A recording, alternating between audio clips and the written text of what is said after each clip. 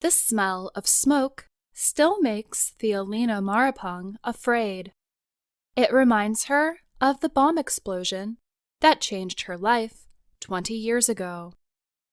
Maripong was in a car with her co-workers on the Indonesian island of Bali in 2002 when the explosion happened. She was temporarily blinded as pieces of glass went into her eyes. Now 48 years old, Maripong remembers calling out for help and someone bringing her to a sidewalk before health workers arrived. She is one of many Indonesian survivors who were outside of Sari Club on the night of October 12, 2002.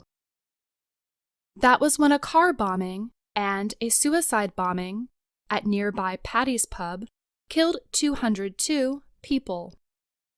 Most were foreign tourists, including 88 Australians and 7 Americans. 20 years after the Bali bombings, efforts against terrorism in the world's most populous Muslim country remain active. More than 2,300 people have been arrested on terrorism charges since a national counterterrorism unit was created after the attacks. That number comes from the Center for Radicalism and De-Radicalization Studies. Officials have continued to look for suspects, even as the number of terrorist attacks in Indonesia has fallen. In 2020, 228 people were arrested on terrorism charges. The number rose to 370 last year. But the effort has also raised concerns. Sana Joffrey is the director of the Institute for Policy Analysis of Conflict in Jakarta. He said the public could start seeing anti-terrorism as something of a political thing, rather than a law enforcement effort. The government is still going after suspects related to the Bali bombings.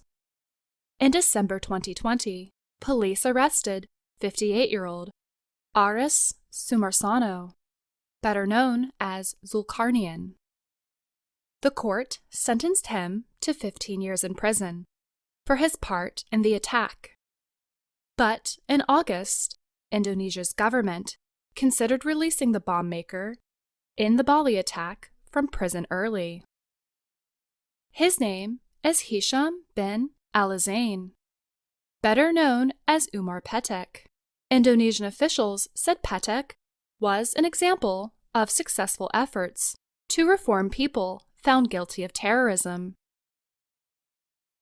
Nilu Irniati lost her husband in the Bali bombing. She met Petek at a prison last month. She has also met others who were tried and found guilty of terrorism. She said she believes the meetings can help her heal from the loss of her husband. She told Petek that, because of that incident, I lost my true love. And I told him my life after that. He was crying, really crying, Irniati said. Petek asked for her forgiveness, she said. I held his hand. I said, yes, I have forgiven you. He was crying louder, Irniati said. I also told him, let's work together to protect our beloved country so that the same tragedies don't happen in the future, she added. Irniati said the decision over his release is now up to the government. The government is considering whether to free him after he served half of his 20-year sentence. Indonesia's Minister of Law and Human Rights said Petek has fulfilled all requirements for early prison release, also called parole. But the Australian government has expressed strong opposition to it. Peter Hughes is a survivor of the 2002 bombing from Australia. He has visited Bali more than 30 times in the past 20 years, after overcoming his physical and mental trauma. Hughes spent a month in a coma after suffering burns to over half of his body in the Paddy's pub explosions in Bali. Hughes said he was not concerned that Petek could soon be released from prison. "It doesn't worry me. I have no issue with it. The Indonesian judicial system is a little different to us, I guess," Hughes said.